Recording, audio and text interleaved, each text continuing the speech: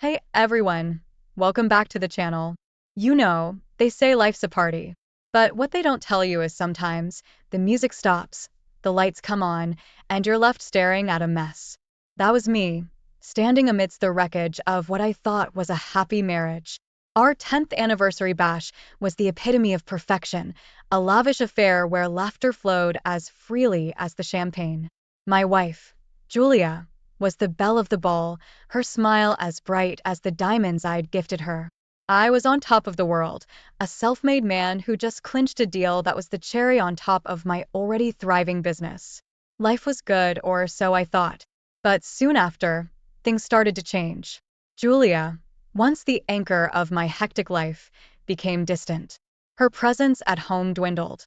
Work meetings and girls' nights filled her calendar. I tried to brush it off as a phase. After all, we were both busy adults, right? Then came the day that turned my doubts into cold, hard reality. I stumbled upon her phone, buzzing with a new message. Curiosity, they say, killed the cat. In my case, it shattered my world. The texts I saw were not just friendly, they were intimate, laced with a familiarity that twisted my gut into knots. They were from some guy named Mark, a name I'd never heard before. Confronting Julia was like igniting a powder keg. She denied everything, her words sharp and accusing. I was being paranoid, she claimed, suffocating her with my insecurities. But the trust between us had cracked, and I couldn't just let it go. So, I did what any desperate, cornered husband would do. I hired a private investigator. It felt like a betrayal, a sordid step into a world I never thought I'd enter. Yet, I needed the truth, no matter how ugly it might turn out to be. As days turned into weeks, the pie fed me bits and pieces of Julia's secret life. Each report, each photograph was a hammer blow to the life I'd built. It wasn't just texts anymore. There were dinners, late-night rendezvous, and that look in her eyes that I thought was reserved only for me. The irony wasn't lost on me. Here I was, a man who prided himself on making smart, calculated decisions, completely blindsided in the most personal aspect of his life. I thought I knew her. I thought we were happy. But as the evidence piled up, I had to face the harsh truth. The woman I loved, the woman I'd built a life with, was a stranger. The day I got those photos from the pie was the day my world stopped spinning. There they were, glossy, undeniable proof of Julia's affair. Seeing her with another man was like a punch to the gut. I sat there, in my office, the pictures spread out on my desk like some grotesque collage, each one a betrayal. But nothing, absolutely nothing, could have prepared me for what came next. I was at work, right in the middle of a meeting when I got served. Divorce papers, in front of my entire team. The look of pity in their eyes was almost as painful as the contents of those papers. Julia was going for the jugular, not just half of our assets, but full custody of our kids, too. It felt like I was in some twisted nightmare. I moved out of our family home, our sanctuary of over a decade, and into a cramped apartment that echoed with the silence of my new reality. The walls were bare, the rooms filled with the ghosts of my former life. Adjusting was an understatement. I was sleepwalking through a life I didn't recognize. Then came the divorce proceedings. You see, in our society, divorce isn't just between two people. It's a spectacle, and ours was no exception. Accusations flew, dirty laundry was aired, and whatever shred of privacy or dignity I had left was trampled under the public's watchful eye. I'd become that guy, the one people whispered about in the corridors. The worst part? The affair went public. Julia's once pristine social image was now tainted. The same society that once adored her, now shunned her. The irony of it was cold comfort to me. I had wanted justice, sure, but watching her fall from grace wasn't as satisfying as I'd imagined. It was just sad, a grim reminder of how far we'd fallen. The days blurred into one another, each bringing its own set of challenges. I was fighting a battle on all fronts, personal, professional, legal. But in this whirlwind of chaos, there was a strange sense of clarity. It was as if the storm had stripped away all the pretenses, leaving me with nothing but the raw truth of my situation. And somewhere in that truth, I began to find the strength to rebuild, piece by painstaking piece. You'd think that after a scandal like mine, the worst thing would be the heartbreak or the loneliness. But no, it was watching the empire I built from scratch crumble before my eyes. Clients I'd worked with for years, clients I'd called friends, vanished. Each email saying, "We're moving in a different direction," was a nail in the coffin of my once thriving business. The divorce wasn't just taking my marriage, it was taking my life's work. Just when I thought I'd hit rock bottom, Mike, an old college buddy, called me up. "I've got a proposition for you," he said. He'd been following my saga, and instead of turning away, he was reaching out. Mike had this crazy idea for a tech startup, something about revolutionizing the ways small businesses handle online marketing. It was risky, completely out of my comfort zone, but what did I have to lose? So I dove in. I poured every ounce of energy into this new venture. The long nights, the endless research, the constant pitching to skeptical investors. It was exhausting but exhilarating. There's something about building something from nothing that reignites a fire in you, a fire I thought Julia had extinguished. Slowly but surely, we started to gain traction. Our small team was like a family, each of us driven by our own reasons, united by the common goal of proving ourselves. We landed our first major client, then another, and then another.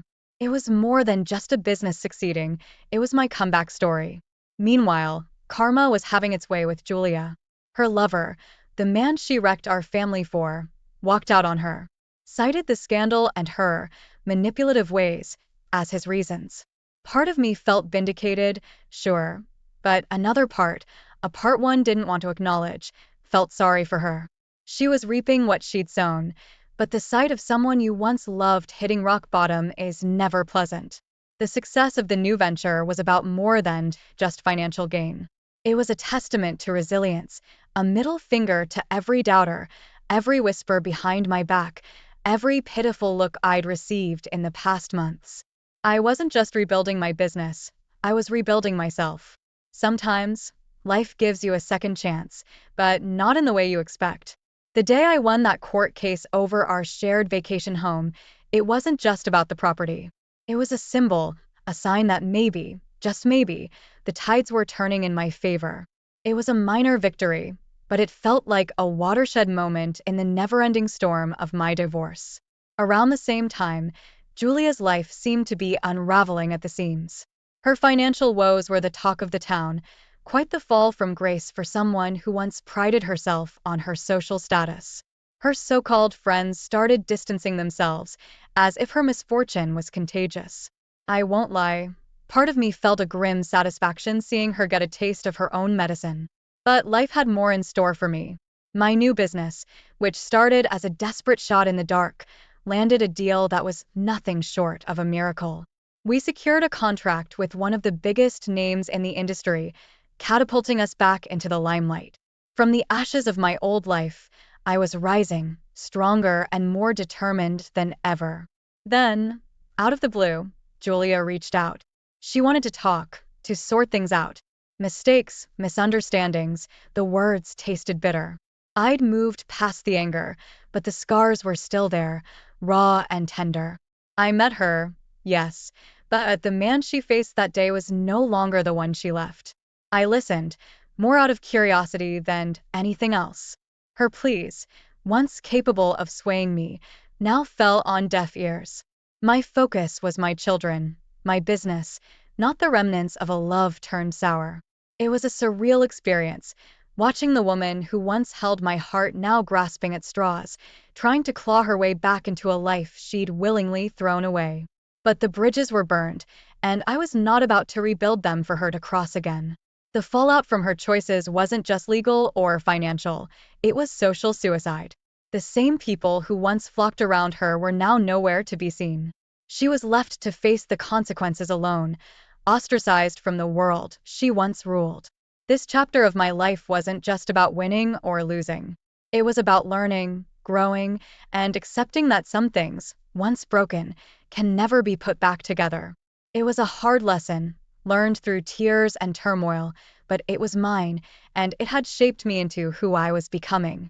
Hey everyone, I hope you're enjoying the video so far. If you do, please take a moment to hit that like button. It really helps me out and lets me know you appreciate the content.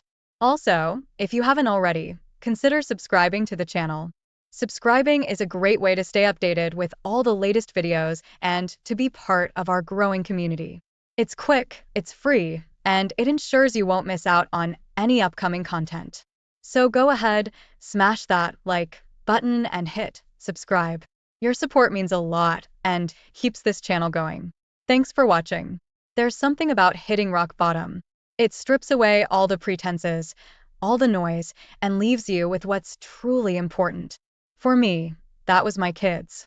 The day they told me they wanted to stay with me, not just for a weekend or a holiday, but for good, that was the day I knew I'd done something right amidst all the chaos. Their choice spoke volumes, more than any court ruling ever could. It was a bittersweet victory, though. They were seeking refuge from the storm their mother had created, and as much as I welcomed them with open arms, it pained me to see them caught in the crossfire of our broken marriage. Business-wise, things were looking up. We launched a product that was the first of its kind in the market, a real game changer. The buzz it created was unreal. We were not just back in business, we were making headlines. It felt like a vindication of all the late nights, the doubts, the risks. This success was more than financial. It was a testament to what you can achieve when you refuse to give up, no matter how many times life knocks you down. Meanwhile, Julia's world seemed to be crumbling faster than ever. The legal fees from our never-ending divorce battle were piling up, and her lavish lifestyle was no longer sustainable. I heard through the grapevine that she had started selling off her jewelry, designer clothes, remnants of a life she could no longer afford. It was a stark contrast to the life she'd chosen over our family. During this time, I met someone. Sarah was her name. Meeting her was like a breath of fresh air. She was everything Julia wasn't: kind, genuine, grounded. She didn't care about my money or my past. She saw me, the real me, not the tabloid version or the successful entrepreneur. We started dating, taking it slow. The kids liked her, which was all I could ask for. She brought a sense of normalcy, a sense of peace that had been missing from my life for far too long. Julia, on the other hand, was forced to downsize. The luxurious house we once called a home was no longer hers. Last I heard, she'd moved into a modest apartment, a far cry from the opulence she was accustomed to. Part of me felt sorry for her. We'd shared a life, after all. But another part, the part that had been betrayed and dragged through the mud, couldn't help but think it was a fitting outcome for the choices she'd made. Life's funny, you know? Just when you think you've got it all figured out, it throws you a curveball. But sometimes, those curveballs can lead to a home run. That's what happened when Sarah entered our lives. The kids took to her like fish to water. There was laughter in the house again, real laughter. We'd sit around the dinner table, sharing stories, making plans. It felt like a family, a real family. Sarah had this way of making things feel normal, even when the world outside was anything but. But while we were finding our peace, Julia's world was falling apart. Social media can be brutal, and she was getting the brunt of it. The backlash was fierce. I'd see the comments, the judgments passed by strangers. It was a public shaming of the worst kind. I won't lie. Part of me thought she deserved it, but another part, maybe the fatherly part, felt bad. I knew the impact it was having on her mental health. It's one thing to face consequences, but another to be torn apart by the faceless masses. In the midst of all this, my business was thriving. We were making waves, and people were taking notice. I was awarded for my entrepreneurial spirit, for making a comeback against all odds. Standing there, accepting that award, I looked out and realized how far I'd come. From the depths of despair to a moment of triumph, it was a journey I'd never forget. It was more than an award. It was a validation of my resilience, my refusal to be kept down. The fallout from the scandal was reaching far and wide, and it hit Julia hard when her own parents turned their backs on her. They were traditional, the kind who viewed family and reputation above all else. They couldn't stomach what she'd done, the scandal she'd caused. It was a harsh blow, losing her family over choices she'd made. I felt for the kids. They were caught in the middle of this familial rift, through no fault of their own. As for us, We were moving up, quite literally. I bought a new house, a place where we could start fresh. It was spacious, with a big backyard for the kids, a place where they could grow, where we could make new memories. It was a symbol of our new beginning, a testament to the life we were building together. The day we moved in, I stood at the doorway, watching the kids run around, exploring every nook and cranny, Sarah organizing the kitchen, her laughter mingling with theirs. It felt right, it felt like home. Life's like a road, full of twists and turns. My road was veering towards a sunny horizon while Julia seemed to be stuck in a never-ending storm. I heard through the grapevine that she tried to start her own business, a boutique or something. But it tanked hard. No support, no connections, she'd burned too many bridges. I couldn't help but think it was a grim reminder of how alone she'd made herself. Meanwhile, our kids were thriving. Jack nailed every baseball game, and Lily, my little math whiz, was acing her classes. They'd come home with trophies and certificates, their faces beaming with pride. "Thanks, Dad," they'd say, "for always being there." Those words, let me tell you, they meant everything. It was proof that despite the mess, I was doing something right for them. The news about Julia's health hit me unexpectedly. Stress, loneliness, it was all taking its toll. I saw her once during this time, and the change was stark. The vibrant woman I once knew was now just a shadow, frail and hollow-eyed. Our marriage was long over, but it was hard to see her like that. The mother of my children. Someone I once shared a life with. In the midst of this, something beautiful happened. I proposed to Sarah. It was nothing fancy, just us and a sunset. But when she said yes, it felt like a new chapter opening. We started planning a small wedding, nothing like the extravagant affair I had with Julia. This time, it was about us, about the simplicity of our love. But Julia, she wasn't done yet. She tried to stir up trouble, spreading rumors, trying to drag my name through the mud again. But it didn't stick.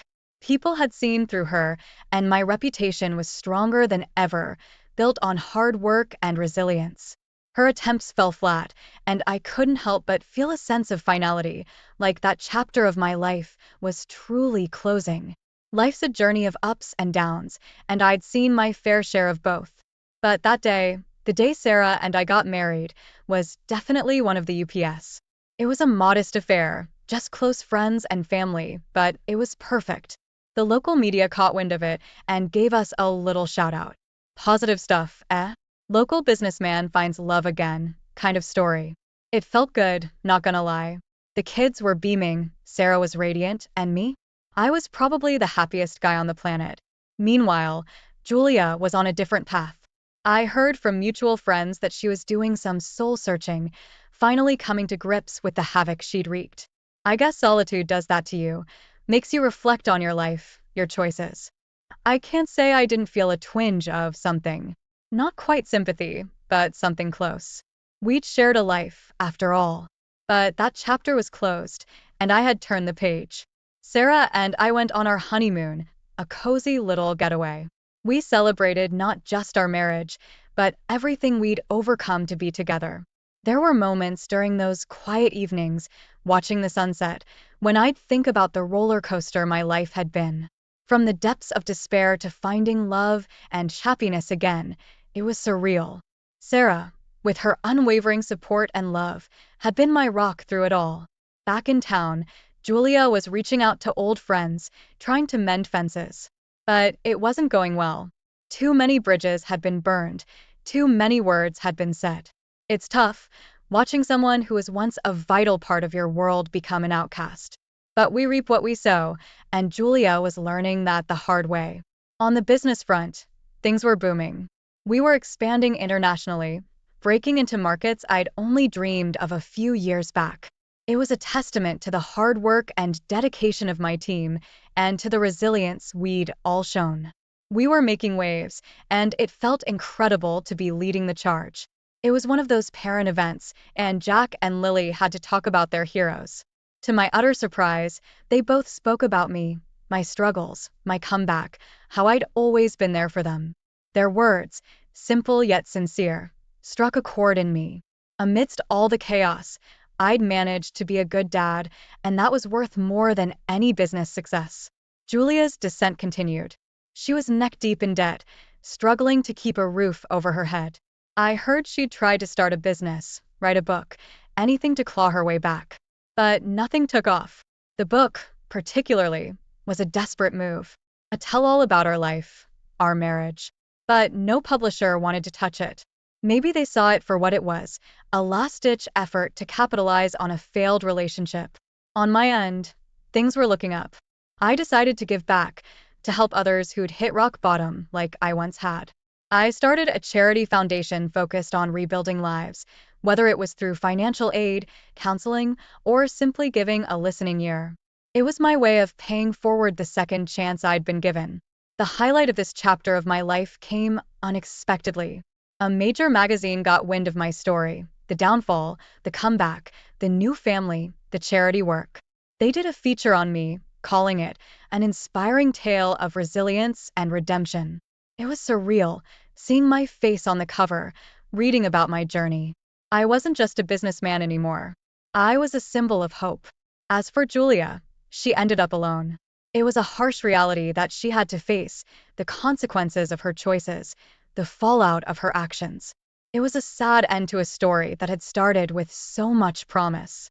But that's the thing about life. It goes on, with or without you. If this story left you stunned, don't forget to hit that like button and subscribe for more gripping tales and life lessons. Join our community and never miss a moment of these dramatic twists. Never thought I'd be here, but yet here I am. This weekend my wife, 38F, and our daughter, 13F, went to visit her mom. I couldn't go because I couldn't get the time off work, and we decided it would just be a girls' weekend for them. I'm a firefighter in a large southern city, and I'm on a call and gearing up when our dispatcher calls in to tell me that there is some emergency. I'm not really needed on the work call, so I get my cell phone and find a bunch of texts from my kid and a couple from a number I don't have in my phone. In the course of about 11 text messages, I learn that my daughter has gone ice skating and fallen and broken her wrist. She's in the emergency room, but cannot get treatment because no one can find my wife. The number that I don't know belongs to a friend of my wife's, who has gone to the emergency room to sit with my kid. She was the chaperone for the girls who had gone skating.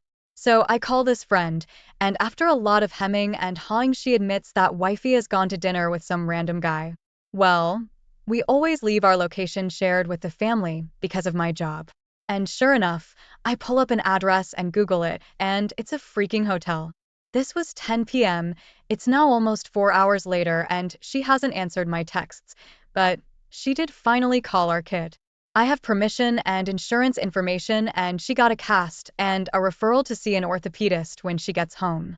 The friend took our daughter back to her grandmother's and texted me. She said, "I'm sorry you had to find out this way about a guy's name. Apparently it's been going on every time she's gone home that I haven't gone. Meanwhile, I've worked countless hours of overtime to pay off our house, take us on nice vacations, send our daughter to the most expensive private school in our city. I'm a fool." Now for the top comments, lawyer, and file for divorce. You're not a fool, buddy, your wife is. You are doing your family duties and working hard for y'all's life. I guess all the family knows now at least what kind of slore your wife is. Send your wife back to her parents. I am so sorry. What a piece of shish your wife is. You know what to do. Save all the texts between you and that friend. Get a lawyer, do not waver.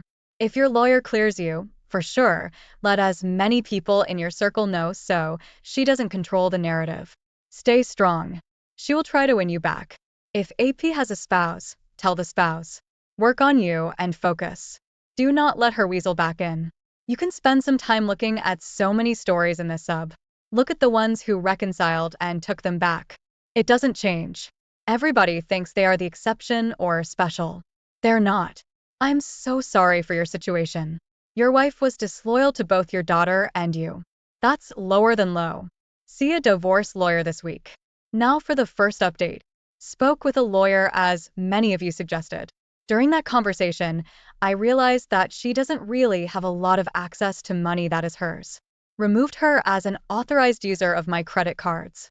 Put two-factor authentication on just about anything else that she might try to get her hands on. Pulled my credit report to discover that she opened a joint credit card I didn't know about. Since I'm on the account as well, I was able to log in and print out the charges. A basically perfect timeline of restaurants and hotels that she has paid for. Turns out she also has accounts on Tinder and Bumble, which showed up when I combed through the last few phone bills. Have a pal who is a deputy sheriff in these parts, who is going to be here tonight when she gets home. I've gotten her a room at a nearby hotel for the week, and paid for it up front. She can sleep there for now, and figure it out on her own starting tomorrow.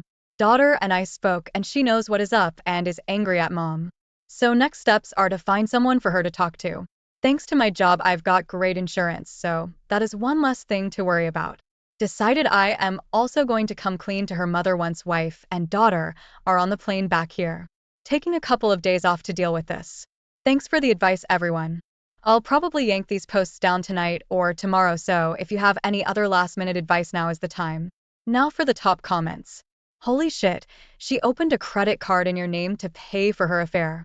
Wow, that's really conniving. Good luck, my guy. Don't delete these. Let this be a blueprint for future men on how to handle situations like this or similar. You may be helping someone months or years down the line. You're doing the right thing, buddy. Protect you and your child at all cost. She might try to manipulate you / your daughter, so be careful. Also, there's no way to let the dude's wife know that she's being cheated on as well. Fellas, this is how you handle situations like these. The pick-me dance only prolongs the pain by degrading your own masculinity, integrity, principles, and respect for yourself. This not only emasculates yourself in your own eyes, but in the eyes of your children, family, friends, and hers. If and when, statistically you will, end up in a situation like this, 180, no contact, gray rock. Be strong for your family, kids, and yourself. If you feel the need to cry, absolutely do it, but not in front of her or your kids. Get counseling for you and any other innocent victims involved, kids, and keep it moving. I hope you heal quickly from this. // Now for the final update. This will be the final update on this sad situation. First off, thanks to everyone who weighed in. It's amazing the number of fellow firefighters and LEOs I've heard from who are in similar situations. I took a few days of personal time away from the job in order to deal with all of this. The soon-to-be ex-wife and our daughter returned home late Sunday, and my daughter immediately fled to her room and closed the door. My wife said something along the lines of, "I guess you must be pretty mad at me," and I told her the truth. That I was numb. The anger would come later, and it would be best if she was somewhere else for a while. My friend, the deputy sheriff, was there and said he would sit on the deck and be there if I needed him. I told the wife that I was recording this conversation to protect me and my rights as a husband and father, and she said fine. I suspected at this point that she really seemed to think that she was going to talk her way out of it. What I didn't tell her was that I'd spent most of the last week talking with friends, my parents, my battalion chief at work, as well as a lawyer and a therapist. I've got a ton of leave and a supportive bunch of coworkers, and if I need to take months off to deal with this, I can. I just said that I was disappointed in her, but mostly I was angry that our daughter got caught in the crossfire of her bad behavior. That she had put our child at risk to get laid. She didn't admit or deny. But then her tone changed, and she almost immediately started in on saying things like, "Remember the time we," trying to get me to remember good times. After about 3 of those mentions, I told her the truth. I couldn't trust my memories because I had no idea what she might have been doing. When that didn't work, she went into the hole. "I was lonely because you were working so much crap." I reminded her that we made a deal about how to pursue a future where we could retire early. I got so mad at this point that I pointed out to her that if she had behaved, we could have retired when she was 48 or so. But that I wanted her to remember that promise, because now she is going to have to work for herself. I'm not usually a vindictive person, but I like the idea of her having to work until she's 70 old, and being angry every time she gets dressed to go to a job that she hates. Side note. One of my work buddies who is also married, he and his family have vacationed with us a couple of times too, made this observation. Every time we've gone somewhere, there has been a day or two where my wife has contrived an excuse to be apart from the family. So I played a hunch and said something like, "This wasn't the first time, this was just the first time you got caught," and she just hung her head and very quietly said yes. So I have that admission on tape. She went to the hotel without objection. She wrote me long emails saying things like, "I'm sorry," and "I'm not sure why I did what I did." I did not reply. Before she even got home, I'd spoken with her mother and told her about the fact that she was at a hotel with another man while her daughter was in the emergency room, and also about the credit card that she opened. Her mother did not say much, but I told her that if I had any inkling that she was aiding and abetting the wife's bad behavior, that I would severely limit her access to her granddaughter. That was probably a mistake on my part, but I was just so freaking angry. The mother-in-law swears that she knew nothing and that she was worried sick that something had happened to my wife when no one could reach her. I also told the mother-in-law that I was not going to allow the wife back into the house if I could do so, and that I expected her to understand that I've never yelled or hit or cheated or done anything else other than the things I promised to do when we got engaged. That seemed to resonate with her. My wife's parents split up when she was in high school because her dad was a serial cheater. So maybe that registered with her mom. I sent a text to the friend who took my daughter to the emergency room. I told her I didn't particularly care if she replied. I said I appreciated her being at the ER with my daughter. But I also said that if she had previous knowledge of where my wife was going, then she should know that she had a huge part in destroying my family and that a true friend would never encourage shitty behavior. I haven't figured out how to get in touch with her husband yet, but I suspect, based on just sort of reading between the lines, that she and my wife were kind of egging each other on. Thursday morning, I got a text from the wife saying that her mother had rented her a furnished apartment pretty close to our house, and that she would like to come and get some personal things on Friday when I went to work. I said that was fine. I should point out that during all of this, she only texted our daughter one time, and even in her communications with me, she never even asked about her. When she told me she got the apartment, she didn't ask if our daughter could come visit. I told her that I wasn't working on Friday, but that I would be out of the house for a couple of hours, so she could get some things. I left. But I had a process server waiting across the street, and when she pulled up in the driveway, he handed her divorce papers. They included a notice from my attorney that I intend to file for sole custody and that she would have visitation rights. She called my voicemail, and she was almost incoherent with rage. I've never heard her so angry, or frankly, sounding so unbalanced. Also, my lawyer had a very good suggestion that I will pass along for anyone else in this position. I got a new cell phone. I don't carry the phone that has the number the wife knows. I've only given a few people the new number. My lawyer, my sister, my daughter, my boss, a couple of good friends from work. I take a look at the old phone once a day and see if there's anything I need to deal with. I know there's a lot of other advice out there that I did not touch on, but there is no need for a paternity test because my daughter looks exactly like me. I will get an STD panel, but I don't think that's an issue either. My lawyer did get notified that wife has hired a lawyer, but I made it clear that I'm going to stay in the house, and the daughter is going to stay there with me. I may have to write her a large check thanks to the vagaries of family law, but at this point, I really don't give a damn. I'd probably add a zero to the check if I could get rid of her 6 months earlier. Now for the top comments. Take care of you and your daughter. Get therapy for both of you. You will be okay. Well done, bro. Best of luck with the divorce outcomes. She trash and will be trash, but not your trash. It's going to be awesome when the affair fog completely dissipates. You're handling this really well. I admire that. But more than that, I hope that when you get some time to process everything on a personal level, that you'll have some good friends who will be there for you.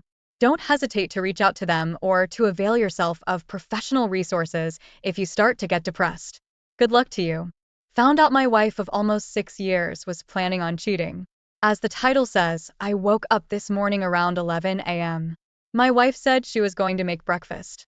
So, I was in charge of our son while she was cooking. My wife normally gives my son her phone to watch super simple songs. YouTube channel. My son is 15 months and sometimes will exit out of the videos onto another app. So, We have to put it back when he hands us the phone. So, when he did this, he handed me the phone, and it was on my wife's messages with someone under her best friend's phone name, with messages that they were planning on meeting up on a date. She told me she had to go for a convention at work. I love her to death, but I can't get past this. When I tried to talk, she wouldn't give a straight answer, and we practically got nowhere on the subject. Sorry for it seeming rushed. Currently, I'm an emotional wreck. I never thought this would happen to me, but my wife has just admitted to sleeping with another man. She slept with a man who is younger than both of us. He is 21. He is from a very rich family. She wants to be in an open relationship with him. And if I do not let her see him, she says she cannot love me anymore. In fact, after I initially freaked out over the whole thing, she closed down, said she cannot feel anything but numbness and that she is meant to be polyamorous. I'm 29 years old. We have 3 children. I'm so broken down. I do not know what to do, what to say, what my course of action is going forward. I've never been so devastated. And she is crying more about losing her lover than she is about hurting me. He was going to teach her trading Bitcoin and make her rich. And when I confronted the guy and he left, she started blaming me for him leaving. Shit. I don't know what to do. I do not have a great job. My wife is the one with a nice university degree. She is the ambitious one. Me, I am just a dedicated father, husband. Well, I guess I'm so unmotivated. I kind of want to die. I cannot tell anyone. I feel like they would just judge me, call me weak, useless, whatever. She's been dramatic for years. She has mental health issues for which she refuses medication. None of which is an excuse, but I'm just lost. I don't want to have a divorce right away. My parents have a lot on their plate as it is. My grandparents are so old and frail, and these are uncertain times. But my wife just closed off, says she does not love me, says she is even afraid of me because I had the audacity to shout and break her clock radio when she admitted to being intimate with a stranger. And I shouldn't say stranger, they've been talking for months. Damn, what do I do? At this point, what can I do? I want to just feel like a man again. I want to feel in charge of things.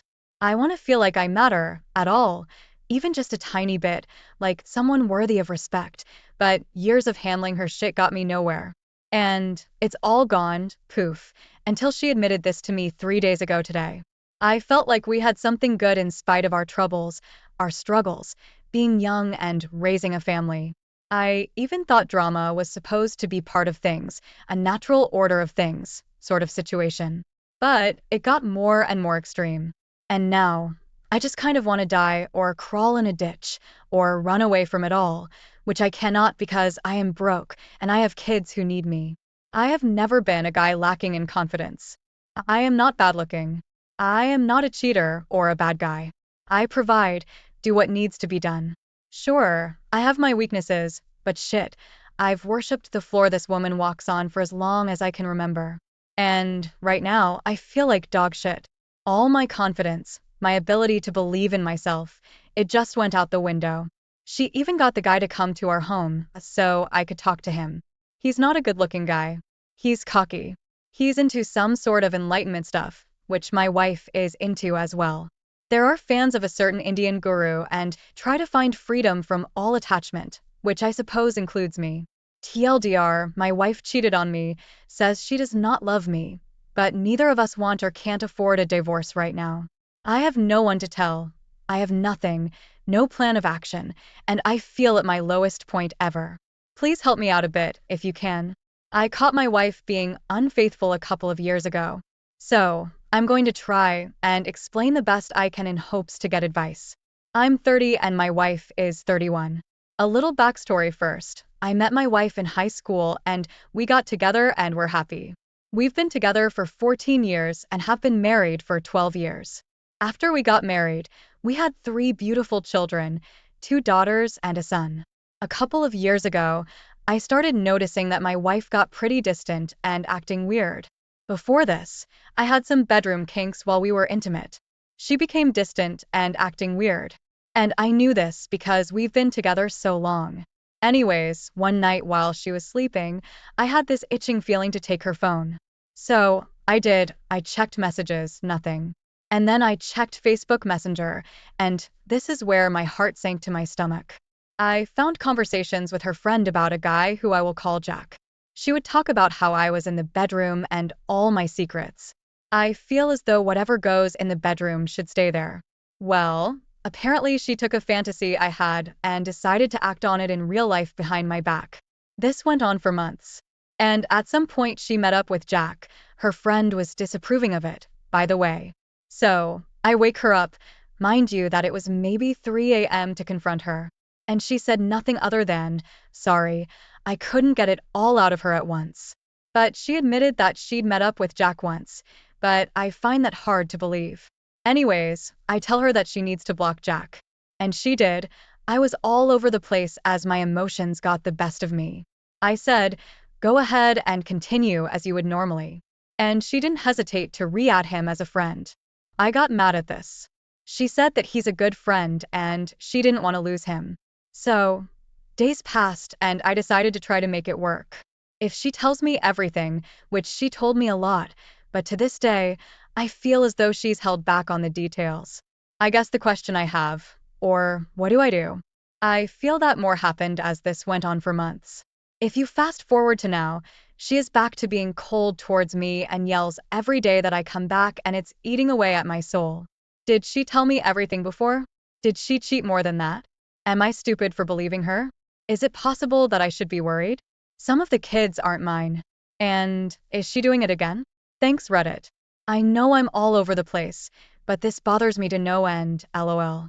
Any help would be appreciated. Thanks. Update on post. I didn't expect all the feedback that I'm getting. And I want to say that I value everyone's advice. I think now I'm going to go through with paternity tests and STD tests. Eventually I'll talk with the lawyer about my options and what I can't do. One thing I don't think I explained it well, but I had to block Jack myself as she wanted to keep him as a friend. So far, I think I've realized that my mental health is not going to be great. If I keep the dirt swept under a rug, I've talked to my mother-in-law about what her daughter did to me. She didn't believe me at first, but after I said it 2 more times, she said, I can't believe her. I didn't raise her that way. And she said, sorry to me. She then asked if I'm going to leave her daughter. And I said that I didn't know. Thanks for all the support y'all have been giving. I will give another update the further I go. Thanks, Redditors. My fiancé had an emotional affair over the last few months with her ex. I found out over the weekend that my fiancé has been in contact with her ex for the past few months. Ex knew we were together, but did not know we were engaged until this past weekend. We got engaged in December 2020. When this all came to a head, my fiancé told me that she picked me and cut ties then and there with her ex. She told me she realized how much I meant to her. When the possibility of losing me became apparent to her, she admitted she was wrong and that she wants to make it up to me. They never met up while my fiancé and I have been together. But they shared emotional messages saying they still care for one another and could not stop thinking about each other. Before this happened, I believed I would end their relationship if I was ever cheated on, but living through this, I still love her and want to be with her. I have not forgiven her yet, and my trust in her has been shattered, but if she is willing to work things out, then so am I. I truly believe she is my soulmate. My question is, how do I cope with infidelity? There was no sexual infidelity, but an emotional one with her ex. How can I work past this and be stronger than we were before? Please do not try to talk to me out of staying with her, because I have made my decision. I just need help navigating this. She is currently out of town and will be back Tuesday. So, we have not talked about this in person yet. What are some questions I should ask? Any advice would be greatly appreciated. Thank you. TLDR, my fiancé has been in contact with her ex exchanging emotional messages when we just got engaged last month. 12 years together and unsure what to do. Hi, everyone. First time posting on Reddit. I kind of didn't know where else to turn.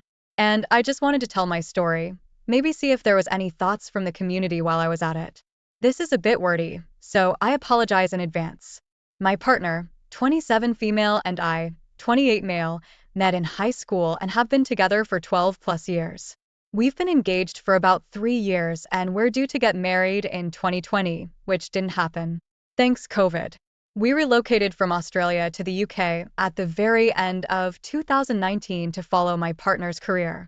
As she gotten into a master's degree at a college here in London, we were both so excited for the move and keen on a change of scenery. Living in Europe was something that we had both always talked about and could envision in our future, but it was surreal when it became a reality. For obvious reasons, 2020 didn't really turn out to be the year.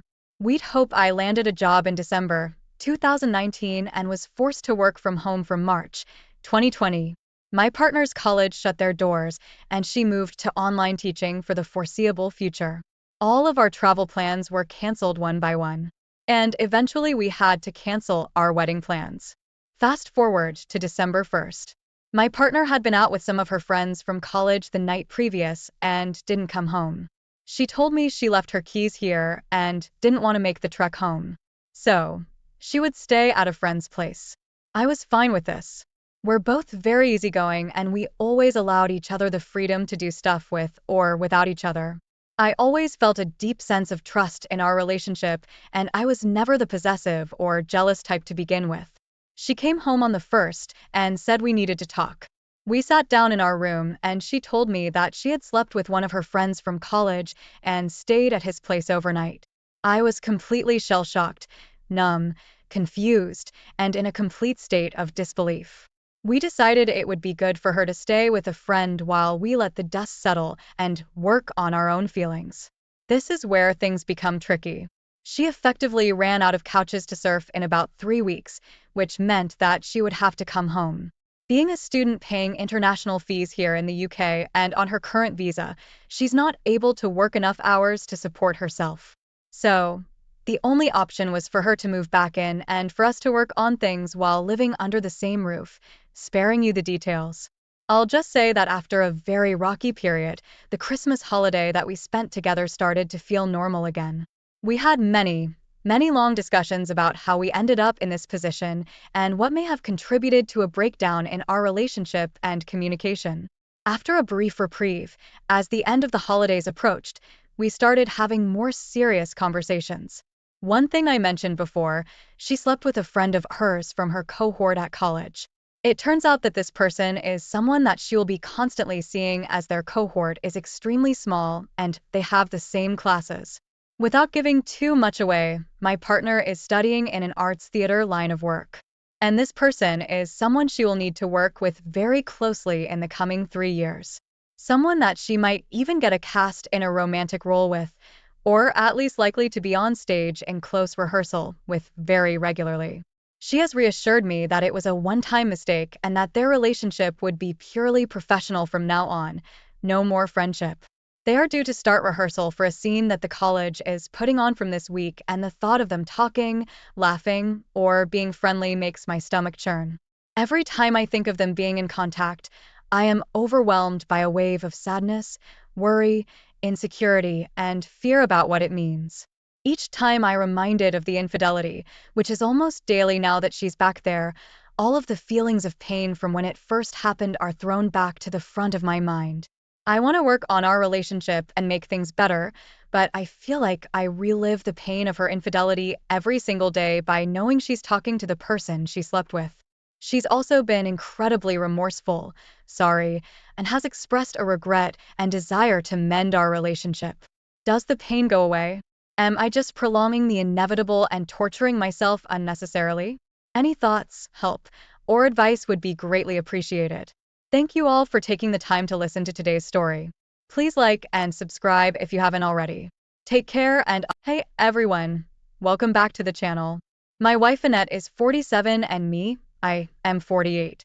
I am the proud owner of a flourishing computer company, a beacon of success in this competitive market. Our 2 kids, Malcolm, he is 17, and Betty, she is 16, are top-notch students with bright futures. Annette, my stunning wife, never fails to turn heads when she walks into a room. Our family, by all accounts, appears to be the perfect blend of success, love, and prosperity. But as I'm beginning to learn what's on the surface, doesn't always reflect the truth. The changes were slight. Initially, Annette, a renowned interior designer, started coming home later than usual, her reasons ranging from sudden client meetings to spontaneous dinners with colleagues. Then there were the secretive phone conversations she'd have behind closed doors. On top of that, there were times when she would mysteriously disappear during the day, only to reappear with casual justifications of spontaneous gym visits or shopping sprees.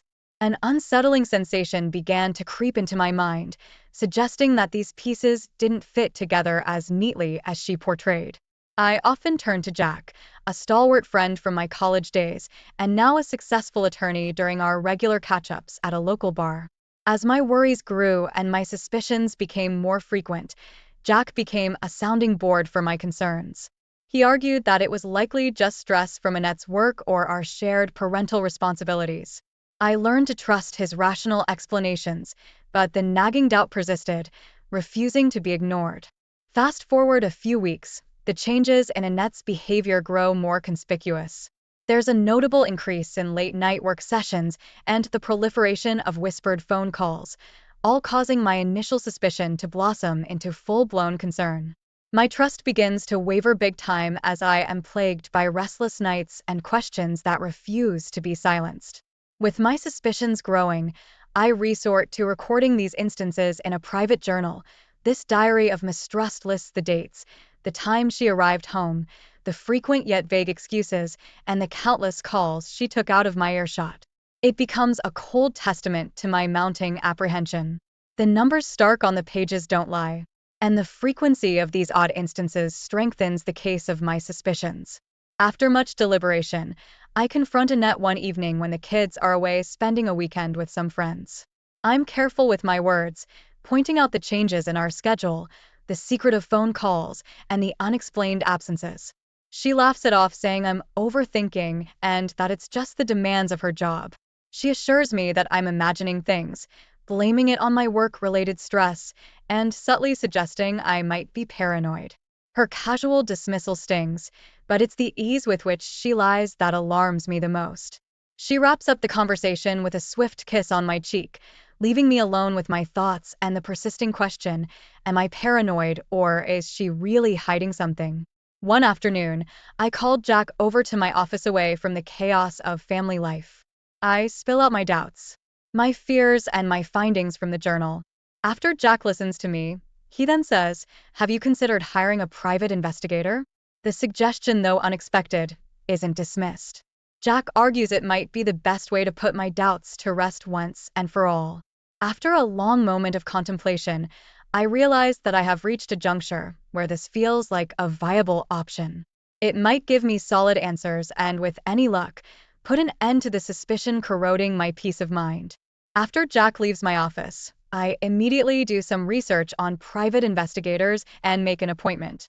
I had the investigator start his work immediately and in silence. The private investigator didn't communicate with me for weeks. Then one afternoon, a manila envelope is left at my office. Inside, the private investigator's report reveals a pattern of unaccounted hours and secret meetings with the man who I have never seen before. The pages document late-night encounters and daytime rendezvous, painting a grim picture. It feels like reading a twisted detective novel. Only I am the oblivious character and clueless. As I leaf through the documents, I stumble upon photographs. There in black and white is Annette with a stranger. They're seen dining at a hidden-away restaurant, walking through a secluded park, and laughing in a coffee shop. Each picture feels like a physical blow. Despite the mounting evidence, there's no undeniable proof of betrayal. No image showing them in a compromising situation.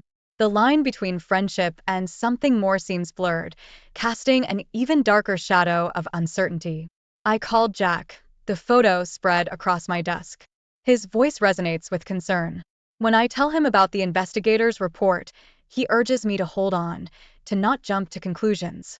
He reminds me that suspicions, even with suggestive evidence, is not solid proof. As much as his words ring with reason, they do little to calm the turmoil within me. His advice for patience is a bitter pill to swallow. Nonetheless, I cling to it, deciding to see the investigation through to the end, no matter how unsettling the unfolding narrative may be. About another 2 weeks pass, and the private investigator calls me in for a meeting. He slides another manila envelope over to me. Inside were photos of them kissing, meetings at a hotel, meetings at his house. While his wife was away, this man had a wife. The investigator said on one occasion, when his wife left, apparently his wife travels for work. My wife showed up 10 minutes later to his house. After meeting the private investigator, I called Jack and asked him to meet me at the bar we frequent. When he got there, I showed him everything. His exact words were, "Man, I am so sorry." Then he asked me, what was I planning to do? I basically told him we're finished. I can't trust her anymore. She lied to my face. When I first told her about my concerns, since Jack was a personal injury lawyer, he gave me the contact information for a good divorce lawyer in our area. The next morning, I called the divorce attorney and gave her all the information the private investigator gathered. I haven't said anything to the kids or my wife. I had the divorce attorney file for divorce on the grounds of infidelity. Now I had the task of informing the other betrayed spouse, but I didn't want her husband to find out.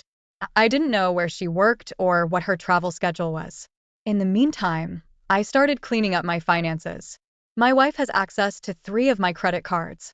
2 of them had hefty balances exceeding $10,000 each. I immediately closed the 2 credit cards and kept the other one open, but I removed her as an authorized user. We had 3 bank accounts. I opened 2 accounts at another bank and started moving money over to one of them. I removed my wife from my life insurance policy. While all this was taking place, I asked the private investigator, could he inform me when the other betrayed spouse returned? And he agreed to inform me when this guy's wife came back. Meanwhile, I had to grapple with the unfortunate duty of informing the kids. But I just couldn't tell them.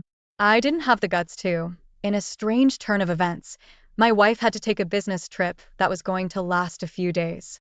And I didn't even take her to the airport. The next day I took off from work. I had to catch up on some work at home. When both of my kids came into our home office, Malcolm and Betty were both crying. Then they told me what I was afraid to tell them. They told me that their mother was messing around on me and they didn't know how to tell me. I told them I already knew. We started piecing together timelines. Turns out the kids knew a couple of months before I did, but I wasn't mad at them.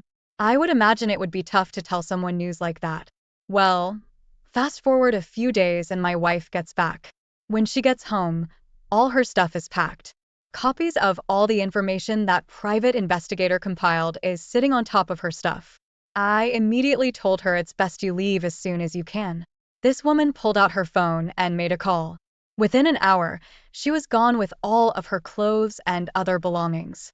The kids right now don't have anything to do with her. About 3 weeks later, the private investigator told me that the other betrayed spouse was back. That's when I sprang into action.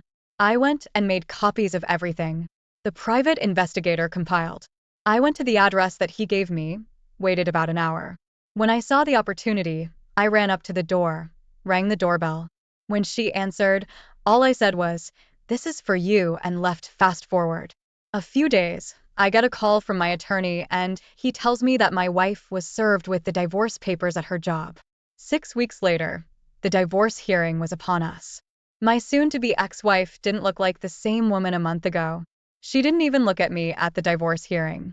My wife had her own lawyer. She was silent the whole time. In the end, she didn't get anything except she will receive 50% of the equity in our home. When it's sold, we agreed through the lawyers that neither of us would seek alimony. I made enough to support myself and the kids. I didn't need anything from her. As far as the kids' living arrangements, they still didn't want anything to do with their mother. The kids are teenagers, so there was no need for a custody battle. After the divorce, my ex-wife had someone come over and get the rest of her things. And my ex-wife has not interacted with the kids since before the divorce. The other betrayed spouse and I ended up talking on the phone extensively. She has 2 kids and one kid is autistic.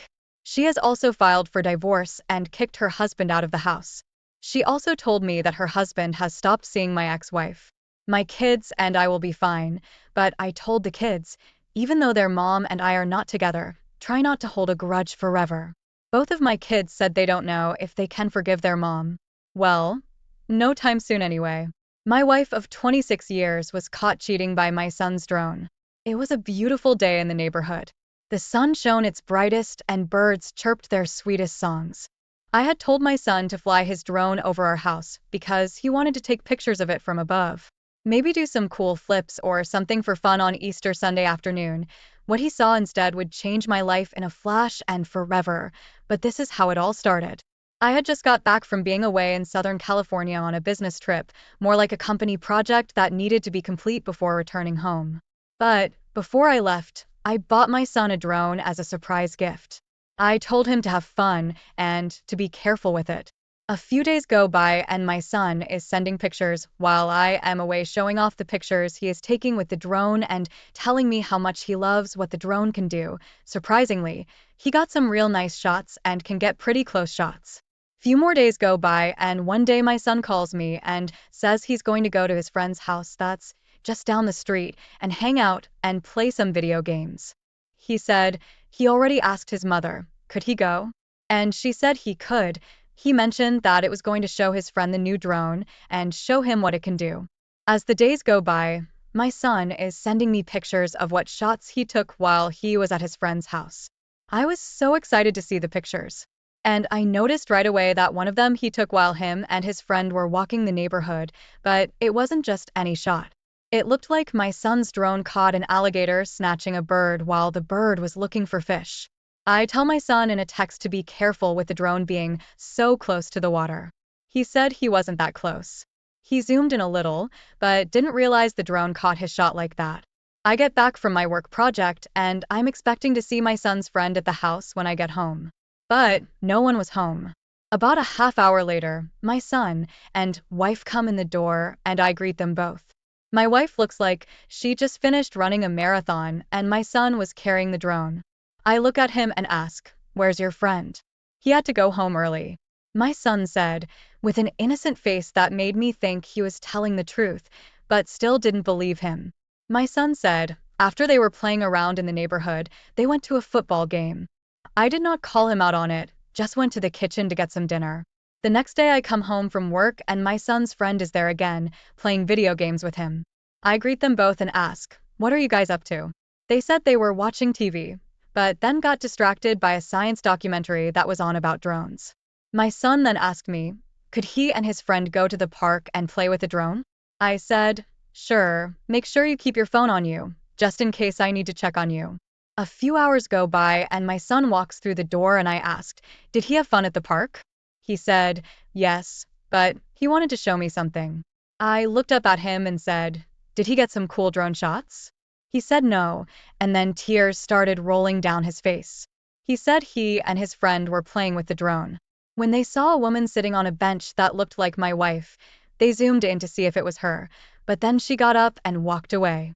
So, he maneuvered the drone's camera to follow her as she walked through this grassy field and went inside someone's house with another man. He said, she walked through his door and he zoomed in so close, you could see they were kissing. I was in shock. I couldn't believe it. And when I finally did, I grabbed my cell phone and texted her, what are you doing? She responded with, just hanging out. And then she added a smiley face emoji. I said, who are you hanging out with? Can I have your address? That's when she didn't respond. I sent her a text telling her I know where she is. Our son's drone caught you kissing another man. I told her, there was nothing you can say to refute the footage the drone has. She then sends me a text to let me know she is on her way home. She then walks through the door yelling, asking me, what am I talking about? I grabbed my son's drone and show her. And I said, really? You do this after 26 years? She looks at the footage and claims it's not her until the drone catches her turning sideways while she is walking into the man's house. After they kissed, I look at her and tell her that her world has just changed. Later that evening, we would talk more about how things were going to change for both of us. I told her, the sad thing is, our son had to witness that while he was playing with his friend and it's no telling what his friend saw. She starts crying and starts to give me excuses as to why she was cheating on me. I told her, I didn't want to hear it. You betrayed our family for your own selfish gratification.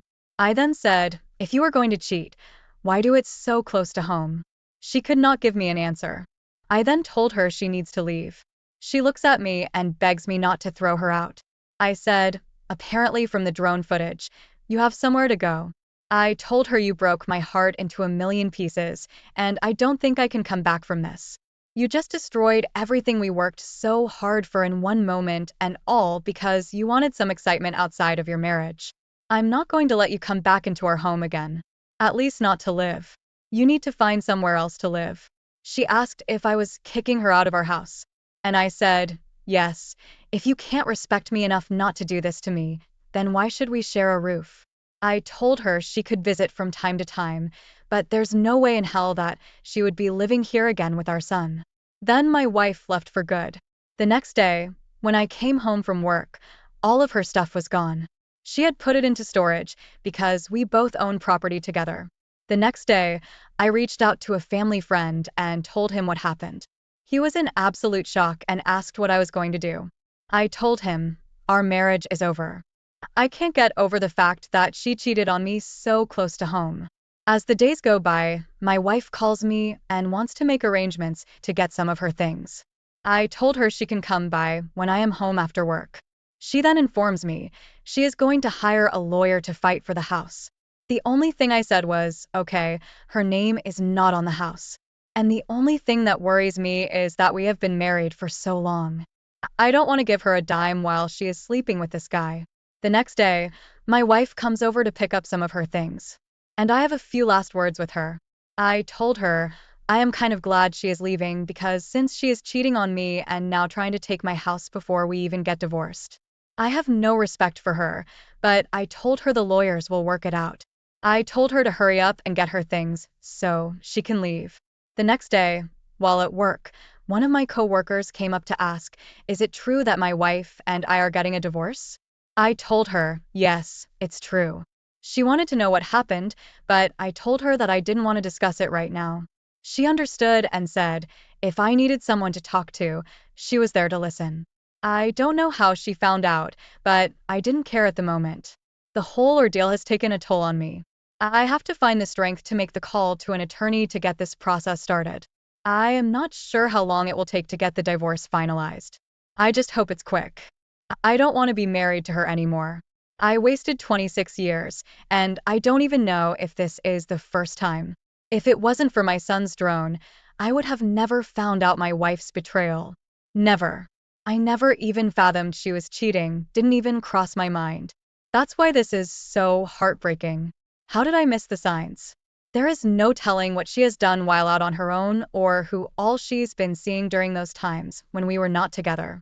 Not only am I hurt about marrying an unfaithful woman, but now the whole process will probably take time and money, which feels like salt being poured into a gaping wound. So, I will have to toughen up and get over it. Right now, the only thought I have in my head is divorce and hope I don't have to give her any money. She has her own job and make just a little less than me. So, I think I will be okay. I am just torn up. If this story left you stunned, don't forget to hit that like button and subscribe for more gripping tales and life lessons. Join our community and never miss a moment of these dramatic twists.